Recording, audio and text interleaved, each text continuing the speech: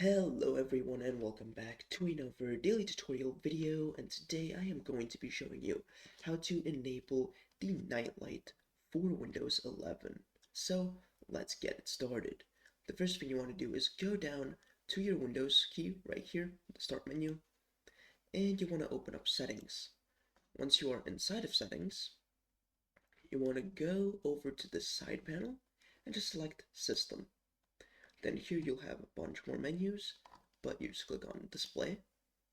And here you have brightness and color, and there we have the night light. So the night light, you can change the strength, and what you can do here is see a little preview when you change the brightness. That doesn't show up on video, and you can schedule the night light as well as just turn it on immediately.